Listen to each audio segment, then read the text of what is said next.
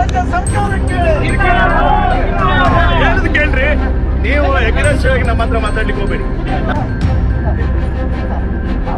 ಕಳೆಂಜಾದ ಅಮ್ಮಿನಡಕದಲ್ಲಿ ಲೋಲಾಕ್ಷರವರು ಮನೆ ನಿರ್ಮಿಸಲು ಮುಂದಾದಾಗ ಅರಣ್ಯ ಇಲಾಖೆಯವರು ತಡೆ ಹಿಡಿದಿದ್ದು ಮನೆಯನ್ನ ಕಿತ್ತೆಸೆಯಲು ಪ್ರಯತ್ನಿಸಿದ್ದು ಬೆಳ್ತಂಗಡಿ ಶಾಸಕ ಹರೀಶ್ ಪೂಂಜರ ನೇತೃತ್ವದಲ್ಲಿ ಬೃಹತ್ ಪ್ರತಿಭಟನೆ ಮಾಡಿದ್ದು ದಕ್ಷಿಣ ಕನ್ನಡದ ಬಿಜೆಪಿ ಶಾಸಕರು ಅರುಣ್ ಪುತ್ತಿಲರವರು ಕೂಡ ಸಾಥ್ ನೀಡಿರುವುದು, ನಂತರ ನಿರಂತರ ಹೋರಾಟದ ಫಲವಾಗಿ ಶಾಸಕ ಹರೀಶ್ ಪೂಂಜಾ ಅರಣ್ಯ ಇಲಾಖೆ, ಕಂದಾಯ ಇಲಾಖೆ ಸೇರಿದಂತೆ ಜಂಟಿ ಸರ್ವೆ ನಡೆಸಿ ಮನೆ ತೆರವುಗೊಳಿಸುವ ನಿರ್ಧಾರವನ್ನ ಕೈಗೊಳ್ಳಿ.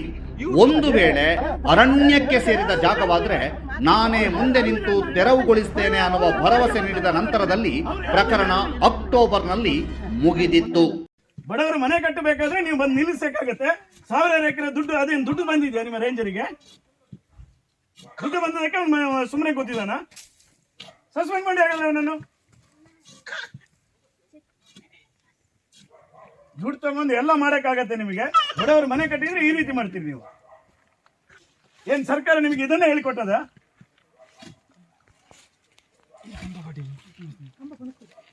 ಒಂದು ಬಡವರು ಮನೆ ಕಟ್ಟಲಿಕ್ಕೆ ಗೊತ್ತಿಲ್ಲ, ಬಡವರಿಗೆ ಒಂದು 90 ವರ್ಷ ಹಕ್ಕುಪತ್ರ ಕೊಡ್ಲಿಕ್ಕೆ ಗೊತ್ತಿಲ್ಲ, ಒಂದು ಅಕ್ರಮ ಸಕ್ರಮದಲ್ಲಿ ಅಲಾಟ್ಮೆಂಟ್ ಮಾಡ್ಲಿಕ್ಕೆ ಕೊಟ್ಟಿದ್ರೆ ಗೊತ್ತಿಲ್ಲ, ನೀವು ಫಾರೆಸ್ಟ್ ಅಂತ ಹೇಳಿ ಬರ್ತೀರಿ.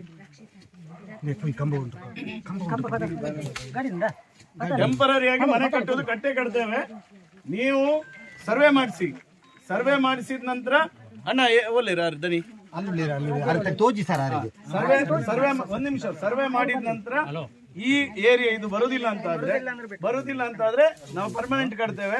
ಬರ್ತದೆ ಅಂತ ಹೇಳಿದ್ರೆ ನಾನು ತೆಗಿಸ್ತೇನೆ. ಅದೆಲ್ಲ ಆಗುತ್ತೆ, ನಾನು ತೆಗಿಸ್ತೇನಲ್ಲ. ನೀವು ಹೇಗೆ ಜವಾಬ್ದಾರಿಯುತ ಸರ್ಕಾರದ ಒಂದು ಅಧಿಕಾರಿಯೋ, ನಾನು ಸರ್ಕಾರದ ಒಂದು ಭಾಗ.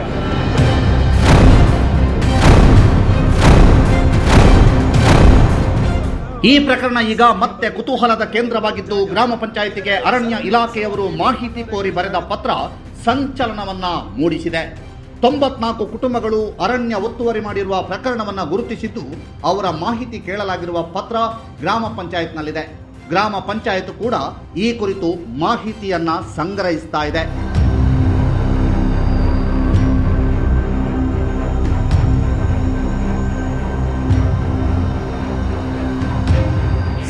ಕಳೆಂಜದಲ್ಲಿ ಜನರ ನಿದ್ದೆಗೆಡಿಸಿದ ಅರಣ್ಯ ಇಲಾಖೆಯ ಪತ್ರ. ಗ್ರಾಮ ಪಂಚಾಯಿತಿಗೆ ನೀಡಿದ ಪತ್ರವೇ ಈಗ ಚರ್ಚಿತ ವಿಷಯ. ಕಳೆಂಜ ಗ್ರಾಮದ ಅಮ್ಮಿನಡ್ಕ ದೇವಣ್ಣಗೌಡರ ಪುತ್ರ ರೋಲಾಕ್ಷರ್ ಅವರು ತಮ್ಮ ಜಮೀನಿನಲ್ಲಿ ಮನೆ ನಿರ್ಮಿಸಲು ಮುಂದಾಗಿರುವ ಜಾಗ ಸಹಿತ 94 ಕುಟುಂಬಗಳನ್ನು ಅರಣ್ಯ ಒತ್ತುವರಿದಾರರು ಎಂದು ಅರಣ್ಯ ಇಲಾಖೆ ಗುರುತಿಸಿದೆ. ಅಷ್ಟು ಮಾತ್ರವಲ್ಲದೆ ಈ 94 ಕುಟುಂಬಗಳಿಗೆ ಒದಗಿಸಲಾಗಿರುವ ಸರ್ಕಾರಿ ಸೌಲಭ್ಯಗಳ ವಿವರ ಹಾಗೂ ಯಾವ ಅವಧಿಯಿಂದ ಪಡೆಯಲಾಗಿದೆ ಎಂಬ ಮಾಹಿತಿ ನೀಡುವಂತೆ ಅರಣ್ಯ ಸಂರಕ್ಷಣಾಧಿಕಾರಿ ಮಂಗಳೂರು ವೃತ್ತದವರ ಪರವಾಗಿ ವಲಯ ಅರಣ್ಯ ಅಧಿಕಾರಿ ಜನವರಿ 12ರಂದು ಗ್ರಾಮ ಪಂಚಾಯಿತಿಗೆ ಪತ್ರವನ್ನ ಬರೆದಿದ್ದಾರೆ. ಆದರೆ ಇದು ಬಹುತೇಕ ಗ್ರಾಮಸ್ಥರಿಗೆ ಗೊತ್ತೇ ಇರಲಿಲ್ಲ. ಅಲ್ಲದೆ ಈ ಬಗ್ಗೆ ಸುದ್ದಿ ಬಿಡುಗಡೆ ಮಾರ್ಚ್ 7ನೇ ತಾರೀಕಿನ ಪತ್ರಿಕೆಯಲ್ಲಿ ವರದಿ ಪ್ರಕಟಿಸಿದಾಗ ಅರಿವಿಗೆ ಬಂದಿದೆ. ಈ ಪತ್ರ ಬಂದಿರುವ ಬಗ್ಗೆ ಕಳೆಂಜ ಗ್ರಾಮ ಪಂಚಾಯತ್ ಪಿಡಿಒರವರು ನಮಗೆ ಮಾಹಿತಿಯನ್ನ ಒದಗಿಸಿದ್ದಾರೆ. 309/1ರಲ್ಲಿ ಅರಣ್ಯ ಪ್ರದೇಶದಲ್ಲಿ ವಾಸಿಸುವ ಕುಟುಂಬದವರ ಮಾಹಿತಿ ಮತ್ತು ಆ ಕುಟುಂಬದವರಿಗೆ ಏನೆಲ್ಲ ಸೌಲಭ್ಯ ನೀಡಿದ್ದೇವೆ ಅಂತ. ಒಟ್ಟು ಅರಣ್ಯ ಇಲಾಖೆಯಲ್ಲಿ 94 ಕುಟುಂಬಗಳು ವಾಸಿಸುತ್ತವೆ ಅಂತ ಹೇಳಿ ಅರಣ್ಯ ಇಲಾಖೆಯಿಂದ ಪತ್ರ ಬಂದಿದೆ. ಅದಕ್ಕೆ ಸಂಬಂಧಪಟ್ಟ ಅಂದರೆ ಅವರಿಗೆ ಡೋರ್ ನಂಬರ್ ಕೊಟ್ಟದ್ದು ಮತ್ತು ಅವರಿಗೆ ಏನೆಲ್ಲ ಪಂಚಾಯತ್ನಿಂದ ಸೌಲಭ್ಯ ಕೊಟ್ಟಿದ್ದೇವೆ ಅಂತ ನಾವು ದಾಖಲೆಯನ್ನೀಗ ಸಂಗ್ರಹಿಸ್ತಾ ಇದ್ದೇವೆ. ಶೀಘ್ರವಾಗಿ ಅರಣ್ಯ ಇಲಾಖೆಗೆ ತಲುಪಿಸ್ತೇವೆ. ಅಂದರೆ ಲೆಟ್ರು ಬಂದಾಯಿತು, ಆದ ಕಾರಣ ಸ್ವಲ್ಪ ಈಗ ಇಯರ್ ಎಂಡ್ ಅಂತ ಹೇಳ್ತೇವೆ, ಆದ ಕಾರಣ ಸ್ವಲ್ಪ 1 ವಾರ ಅಥವಾ 2 ವಾರದೊಳಗೆ ಕೂಡಲೇ ಸಲ್ಲಿಸ್ತೇವೆ. 94 ಒತ್ತುವರಿದಾರರು ಈಗ ಕಳೆಂಜ ಗ್ರಾಮ ಪಂಚಾಯತ್ ವ್ಯಾಪ್ತಿಯಲ್ಲಿ ಇದ್ದಾರೆ. ಅರಣ್ಯ ಇಲಾಖೆಯವರು ಪತ್ರದಲ್ಲಿ ತಿಳಿಸಿದ್ದಾರೆ. ಪಂಚಾಯತಿದ್ದು ಅಂದರೆ ವಸತಿ ಸೌಲಭ್ಯ, ಬೇರೆ SC ST ಅವರು ಮನೆ ದುರಸ್ತಿ, ಸಣ್ಣ ಪುಟ್ಟ ವೈದ್ಯಕೀಯ ವೆಚ್ಚ, ಅಂತ್ಯ ಸಂಸ್ಕಾರ ವೆಚ್ಚ ಇತ್ಯಾದಿ ಸೌಲಭ್ಯ ಅಷ್ಟೇ, ಬೇರೆ ಏನೂ ಪಡ್ಕೊಳ್ಳಿಲ್ಲ. ನೀರಿನ ಸೌಲಭ್ಯ ಸಹ ಪಂಚಾಯತ್ನಿಂದ ಕೊಟ್ಟಿದ್ದೇವೆ. ಒತ್ತುವರಿದಾರರು ಎಂದು ಗುರುತಿಸಿದವರ ಪರಿಸ್ಥಿತಿ ಏನು? ದೇವಣ್ಣಗೌಡರ ಪುತ್ರ ಲೋಲಾಕ್ಷರ ಅಭಿಪ್ರಾಯ ಏನು? ಅರಣ್ಯ ಇಲಾಖೆ ಗ್ರಾಮ ಪಂಚಾಯತಿಗೆ ಬರೆದಿರುವ ಪತ್ರದಲ್ಲಿರುವ ಮನೆಯವರಲ್ಲಿ ಮೊದಲು ಸುದ್ದಿ ನ್ಯೂಸ್ ಸಂಪರ್ಕಿಸಿದ್ದು ವಿವಾದಕ್ಕೆ ಕಾರಣವಾದ ಮನೆಯೊಡೆಯ ಲೋಲಾಕ್ಷರ್ ಅವರನ್ನ. ಅವರಿಗೆ ಈ ಪತ್ರದ ಬಗ್ಗೆ ತಿಳಿದಿರಲಿಲ್ಲ. ನಂತರ ಸುದ್ದಿ ನ್ಯೂಸ್ ಮಾಹಿತಿ ಹಕ್ಕಿನ ಆಧಾರದಲ್ಲಿ ಪಡೆದ ಪತ್ರವನ್ನ ನೋಡಿ ಲೋಲಾಕ್ಷರ್ ಅವರು ಮಾತನಾಡಿ, ಯಾವುದೇ ಕಾರಣಕ್ಕೂ ಮನೆ ಬಿಟ್ಟು ಕೊಡುವ ಪ್ರಶ್ನೆ ಇಲ್ಲ, ನಾವು 150 ವರ್ಷದಿಂದ ಇಲ್ಲಿದ್ದೇವೆ, ನಮಗೆ ಶಾಸಕ ಹರೀಶ್ ಪೂಂಜಾ ನೆರವು ನೀಡಿದ್ದಾರೆ, ಅವರು ಕೈ ಬಿಡಲ್ಲ ಅನ್ನುವ ಅಭಿಪ್ರಾಯವನ್ನ ವ್ಯಕ್ತಪಡಿಸಿದ್ರು. ನಾವು ಒತ್ತುವರಿ ಏನಲ್ಲ, ನಮಗೆ ನನ್ನ ತಂದೆ ಅಜ್ಜನವರು ಕೊಟ್ಟಿದ್ದ ಜಾಗ ಇದು. ನಾವು ಒತ್ತುವರಿ ಏನು ಮಾಡಿಲ್ಲ. ಅವರು ಕೊಟ್ಟಿದ್ದು ನಮ್ಮಕ್ಕೆ ಅಂತ ಸ್ಥಳ ಕೊಟ್ಟಿದ್ದಾರೆ, ಅದಕ್ಕೆ ನಮಗೆ ಮನೆ ಮಾಡಲಿಕ್ಕೆ ಬಂದಿದ್ದೇವೆ ಅಷ್ಟೇ. ಅವರು ಏನು ನಮಗೆ ಡಾಕ್ಯುಮೆಂಟ್ ಇಷ್ಟರಲ್ಲಿ ಕೊಟ್ಟಿಲ್ಲ, 2 ತಿಂಗಳಲ್ಲಿ ಕೊಡ್ತೇವೆ ಅಂತೇಳಿ.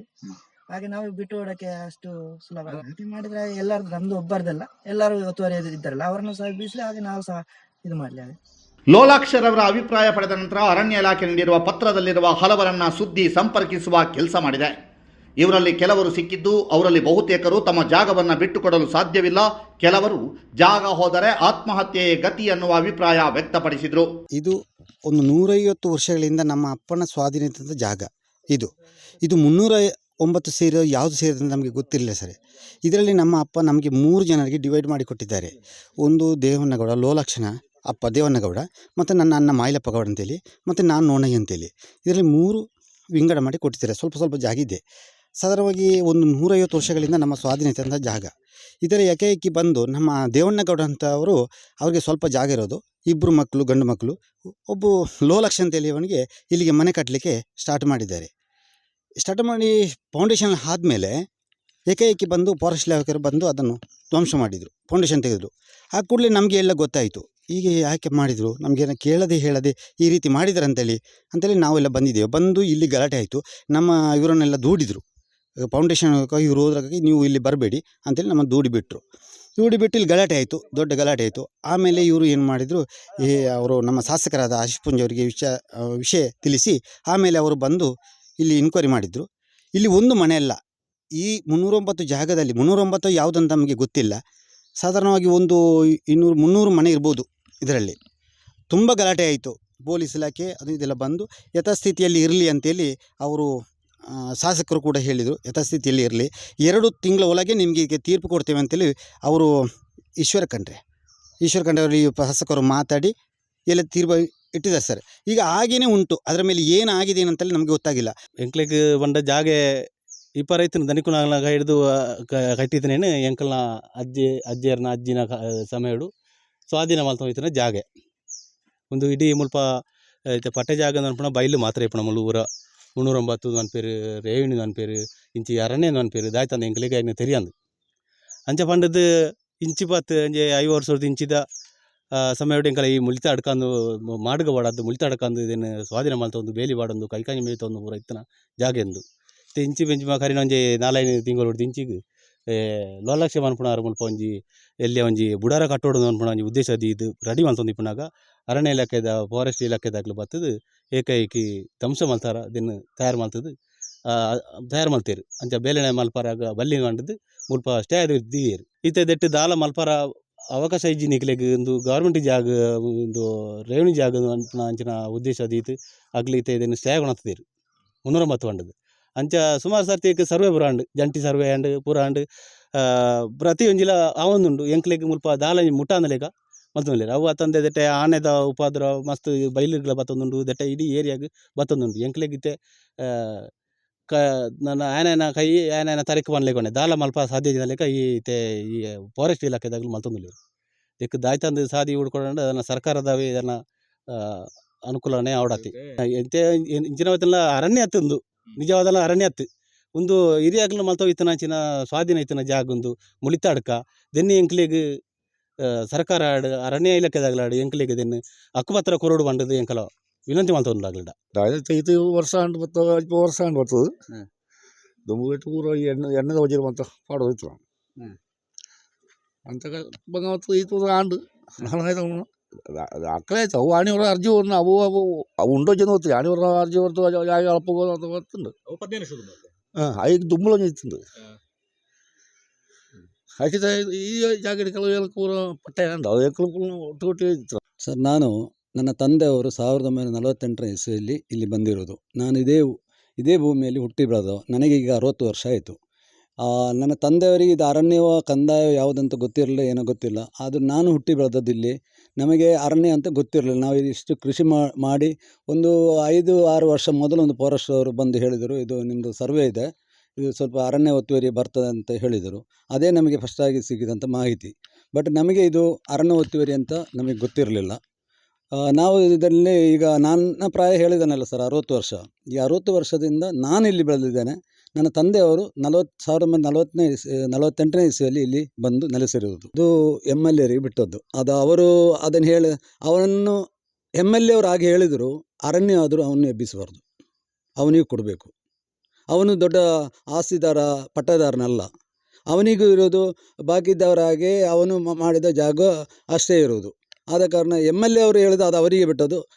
ಅರಣ್ಯ ಆದರೂ ಸರಿ, ಬಾಕಿ ಇದ್ದವರಿಗೆ ನಮಗೆ ಕೊಡುವುದಾದರೆ ಅವನಿಗೆ ಕೊಡಬೇಕು. ಉಂಡು ಮುಲಂಜಲ್ಲಿ ಅಂಗಡಿ ಗಟ್ಟು ತಂಗಾಡಿ ಇಲ್ಲ ವ್ಯವಹಾರ ಬಂದೈತೆ ಇನ್ನು ಬದುಕೊಂಡಿಪ್ಪನೈತೆ ಅಲ್ಲಿ ಇತ್ತ ಇಂಜ ಮತ್ತು ಈ 390 ವಿಷಯ ತಗೊಂಡಾಗ ಬಾರಿ ಬೇಜಾರಾಗ್ಬಿಡೋದು ಆಯ್ತು ಮತ್ತು ಆಪುಂಡು ಎಂಗಳಿಗೆ ಬೋಡಾಯಿನ ಅಡ್ಡೆಂದು ಸಹಕಾರ ಗೌರ್ಮೆಂಟ್ ಮೇಲೆ ತಗೋರೋಡು ಬಂಡೋದಲ್ಲಿ ಹತ್ತು ಗೆಲೆಟ ಮತ್ತು ಇದು ಬರೋ ಗೆಲೆಟ ಜನಗಳು ಮತ್ತು ಹುಡುಗ ಮಲ್ತೊಂಡು ಗೆಲೆಟ ಬರೋ ಮತ್ತು ಎಲ್ಲಿಡು ಬೋಡಾಯಿನ ವಿಷಯ ಅಬ್ಬರ ಐತೆ ಮಲ್ಲ ಅದು ವರಿ ಬಂಗಾದನೈತೆ ಹಾಕಿದಾಯ್ತು ಗೌರ್ಮೆಂಟ್ ಐತೆ ಇದಕ್ಕಿದಾಯ್ತಲ್ಲ ಇರ್ತೇಂಜು ಎಂಗಳಿಗೆ ಬದುಕணும் ಇಂಜ ಸಾದಿ ಮಲ್ತುಕೊರೋಡು ಅಂಗಡಿಗೆ ಇದರ ಮಂತ್ರಿಗೆ ಉಂಡು ಬೇತದಲ್ಲಿ ಇಜ್ಜಿ ಬೊಕ ಈ ಜಾಗ ಏನಕ್ಕೆ ಆಗ್ಲೂ ಏನು ದುಡ್ಡು ಹೊರದೈತನಾತು ಆಗ್ಲಿಂಜ ಕೊರೋನಾ ಜಾಗ ಇದು ಪಂಡ ಕೇಂದಿತ್ತೇರು ಇಡೆ ಬರ್ತದೆ ಐನಾತೇನೆ ಎಂಕ್ಲು ಪಂತ ಇತ್ತನೇನು ಪಂತ ಇತ್ತಲೆಕ್ಕನೆ ಅಡಿಕೆ ಪಂಡ ಪಂತ ಎಂಕ್ಲು ತೂಲೆ ಪೋಯ್ ಬಂಡೇನೆ ಏನ್ಲ ಇತ್ತಾನಿ ಪೋಯ್ ಬಂಡೆ ತೂಪಾರ್ನಂದು ಬುಡ್ಚಮ್ಮ ಎಂಕ್ಲೆ ಮಾಹಿತಿ ಕೇಂದ್ರ ಬಂತೇರ ಆತೆ ಪೋದು ತೂತಿಜೇರಾಕ್ಲೆ ಇತ್ತ ನಿಕ್ಲಡ ಪನ್ನಂಚನೆ ಪಂತೆ ಎಲ್ಲಿಯ ದಯ್ಯಿ ಪಂಡ ನನ್ನ ಇಲ್ಲಿ ಕಟ್ಟನ ಗಂಜಿ ನಲ್ಲಿ ಕೈ ಜಕ್ಕನವ ಹಾಕಿದೆ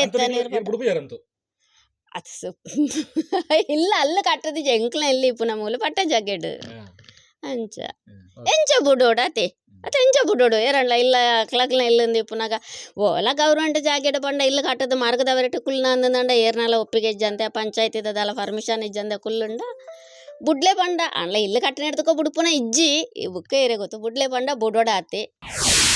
ಸರ್ವೆ ಕಾರ್ಯ ಪೂರ್ಣ. ಉಪ್ಪಿನಂಗಡಿ RFO ಜಯಪ್ರಕಾಶ್. ಸುದ್ದಿ ಈ ಪತ್ರದ ಬಗ್ಗೆ ಉಪ್ಪಿನಂಗಡಿ RFO ಜಯಪ್ರಕಾಶ್ ಅವರನ್ನ ದೂರವಾಣಿ ಮೂಲಕ ಸಂಪರ್ಕಿಸಿದಾಗ ಅವರು ಸರ್ವೆ ಕಾರ್ಯ ಮುಗಿದಿದ್ದು ಪತ್ರ ಬರೆದಿರುವ ಬಗ್ಗೆ ಮಾಹಿತಿ ನೀಡಿದ್ದಾರೆ. ಸರ್ವೆ ನಮ್ದು ಕಂಪ್ಲೀಟ್ ಆಗಿದೆ. ನಿಡ್ಲೇಶ್ ಮೊನ್ನೆ ಯಾವ್ದು ಡಿಸ್ಪ್ಯೂಟ್ ಇತ್ತಲ್ವಾ, ಹೌದು, ಅದ್ರದ್ದು ಸರ್ವೆ ಕಂಪ್ಲೀಟ್ ಆಗಿ ನಮ್ಗೆ ಮ್ಯಾಪ್ ಬಂದಿದೆ.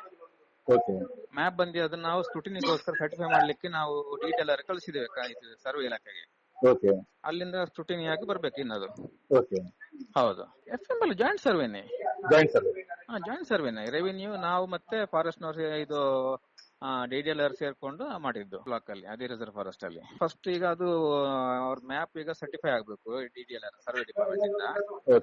ಆ ನಂತರ ನಾವು ಅಲ್ಲಿ ಎಷ್ಟು ಕುಟುಂಬ ಇದೆ ಅದು ಗುರುತಿಸಿ ನಾವು ಅದನ್ನು ಎವಿಕ್ಷನ್ಗೆ ನಾವು ರಿಪೋರ್ಟ್ ಮಾಡ್ತೇವೆ. ರಿಪೋರ್ಟ್ ಅಂದ್ರೆ ACF ಕೋರ್ಟ್ ಇದೆ, ಅದಕ್ಕೆ 64 ಪ್ರೊಸೀಡಿಂಗ್ಸ್ ಮಾಡ್ತಾರೆ.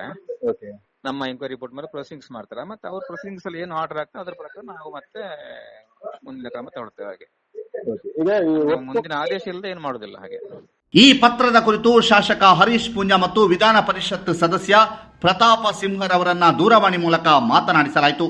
ಈ ವೇಳೆ ಪೂಂಜರವರು ಮೊದಲು ಮಾಹಿತಿ ಪಡೆಯುತ್ತೇನೆ ಎಂದು ತಿಳಿಸಿದರೆ ಯಾವುದೇ ಕಾರಣಕ್ಕೂ ಒಕ್ಕಲೆಬ್ಬಿಸಲು ಬಿಡುವುದಿಲ್ಲ ಎಂದು ಪ್ರತಾಪ ಸಿಂಹ ನಾಯಕ್ ತಿಳಿಸಿದ್ದಾರೆ. ಹಲೋ ಸರ್, ನಮಸ್ಕಾರ. ನಮಸ್ತೆ ಸರ್, ಇದು ಸುದ್ದಿ ಬಿಡುಗಡೆಯಿಂದ ಭುವನೇಂದ್ರ ಅಂತ ಮಾತಾಡೋದು. ಸುದ್ದಿ ಬಿಡುಗಡೆಯಿಂದ ಭುವನೇಂದ್ರ ಅಂತ ಮಾತಾಡ್ತಿದ್ದೇನೆ. ಹೇಳಿ ಸರ್, ಈಗ ಕಲೆಂಜದ್ದು ಫಾರೆಸ್ಟ್ ಇದಾಗಿತ್ತಲ್ಲ, ಇಶ್ಯೂ ಆಗಿತ್ತಲ್ಲ, ಅದರಲ್ಲಿ 94 ಮಂದಿ ಒತ್ತುವರಿದಾರರು ಅಂತ ಹೇಳಿ ಅರಣ್ಯ ಇಲಾಖೆ ಗುರುತಿಸಿ ಅವ್ರದ್ದು ಡೀಟೇಲ್ ಕೊಡ್ಬೇಕು, ಅವ್ರು ಏನೆಲ್ಲ ಸವಲತ್ತು ಪಡೆದಿದ್ದಾರೆ ಅಂತ ಹೇಳಿ ಪಂಚಾಯತ್ ಒಂದು ಲೆಟರ್ ಬರ್ತಿದ್ದಾರೆ RFO. ಸೊ ಅದ್ರ ಬಗ್ಗೆ ಏನ್ ಹೇಳ್ತೀವಿ ಸರ್? ನೋಡು, ನಾನು ಫಸ್ಟ್ ತಿಳ್ಕೊಳ್ತೇನೆ ಏನು ಅಂತ. ಏನು ನಿಮ್ಗೆ ಮಾಹಿತಿ ಇದೆಯಾ ಅದ್ರ ಬಗ್ಗೆ? ನಾನು ತಿಳ್ಕೊಳ್ತೇನೆ ರೀ. ಹೌದೌದು, ಖಂಡ್ರೆ ಅವರು 2 ಬಾರಿ ಪ್ರಶ್ನೆ ಹಾಕಿದ್ದೇನೆ. ಕಳೆದ ಅಧಿವೇಶನದಲ್ಲಿಯೂ ಹಾಕಿದ್ದೇನೆ, ಈ ಅಧಿವೇಶನದಲ್ಲೂ ಹಾಕಿದ್ದೇನೆ. ಮತ್ತು ಜಂಟಿ ಸರ್ವೆ ಮಾಡಬೇಕು ಅಂತ ಹೇಳುವಂತದ್ದನ್ನು ಹೇಳಿದ್ದೇನೆ. ಸರ್ವೆ ಆಗಿದೆ, ಹೀಗೆ ಬಂದಿದೆ ಅಂತ ಹೇಳುವಂತದ್ದು ಕನ್ಫರ್ಮ್ ಮಾಡ್ಬೇಕಲ್ಲ. ಮತ್ತೆ ಬರೀ ಫಾರೆಸ್ಟ್ ನವರು ಮಾತ್ರ ಹೇಳೋದಲ್ಲ, ಅದು ಇವರು ಸಹ ಹೇಳ್ಬೇಕಲ್ಲ, ರೆವಿನ್ಯೂ ಅವರು. 2 ಜಂಟಿ ಸರ್ವೆ ಮಾಡಿದ್ದು ಸರ್ವೆ ಪ್ರಕಾರ ಎಲ್ಲಿ ಬರ್ತದೆ ಅಂತ ಹೇಳಿ ಅವರೊಂದು ಸ್ಕೆಚ್ ಎಲ್ಲ ಮಾಡಿ ತೋರಿಸ್ಬೇಕಲ್ಲ. ಅದು ರೆಡಿ ಮಾಡ್ತಾ ಇರುತ್ತೆ, ಸ್ಕೆಚ್ ಎಲ್ಲ ರೆಡಿ ಆಗ್ತಾ ಉಂಟಂತ ಈಗ DDLR ಕಲ್ಸಿದೆ ಅಂತ ಹೇಳ್ತಾರೆ. ಆಗ್ಲಿ. ಮತ್ತು ನಮಗೆ 100 ಇದು ಕೊಟ್ಟಿದ್ದಾರೆ. ಯಾರನ್ನು ಒಕ್ಕಲೆಬ್ಬಿಸುವ ಪ್ರಶ್ನೆ ಇಲ್ಲ. 100 ಎಕರೆಗಿಂತ ಕಡಿಮೆ ಇರುವವರನ್ನು ಅಂತ ಹೇಳುವ ಇದು ಕೊಟ್ಟಿದ್ದಾರೆ. ನಿಮ್ಮ ನಿಲುವು ಸ್ಪಷ್ಟ, ಅದನ್ನೇ ಹತ್ತು ಬಿಡುದಿಲ್ಲ, ಒಕ್ಕಲೆಬ್ಬಿಸಲಿಕ್ಕೆ ಬಿಡುದಿಲ್ಲ ನೀವು? ಇಲ್ಲ ಬಿಡುದಿಲ್ಲ. ಅದನ್ನು ಪುನಃ ಎರಡು ಮಾತಿಲ್ಲ. ಒಟ್ನಲ್ಲಿ ಕಳೆಂಜದಲ್ಲಿ ಅರಣ್ಯ ಇಲಾಖೆಯವರು ಗ್ರಾಮ ಪಂಚಾಯತಿಗೆ ಬರೆದಿರುವ ಪತ್ರ, ಅದರಲ್ಲಿ ನೀಡಲಾಗಿರುವ 94 ಕುಟುಂಬಗಳ ಮಾಹಿತಿ, ಇವೆಲ್ಲದರ ಬಗ್ಗೆ ಸುದ್ದಿ ಬಿಡುಗಡೆ ವಿಸ್ತೃತವಾಗಿ ವರದಿ ಮಾಡಿತ್ತು. ಜನವರಿಯಲ್ಲಿ ಅರಣ್ಯ ಇಲಾಖೆ ಪಂಚಾಯತಿಗೆ ಪತ್ರ ಬರೆದಿದ್ರೂ ಗೊತ್ತಾಗದಿರುವುದು, ಪತ್ರಿಕೆಯ ವರದಿ ಮುಂದೆ ಏನಾಗಬಹುದು ಎಂಬ ಬಗ್ಗೆ ಚರ್ಚೆ ಈಗಾಗಲೇ ಶುರುವಾಗಿದೆ. ಇದರ ಜೊತೆಗೆ ಇನ್ನೂ ಕೂಡ ಕೆಲವೆಡೆ ಸರ್ವೆ ಕಾರ್ಯ ಆಗಬೇಕಾಗಿದೆ ಅನ್ನುವ ಮಾಹಿತಿಯೂ ಕೂಡ ಸಿಕ್ಕಿದೆ.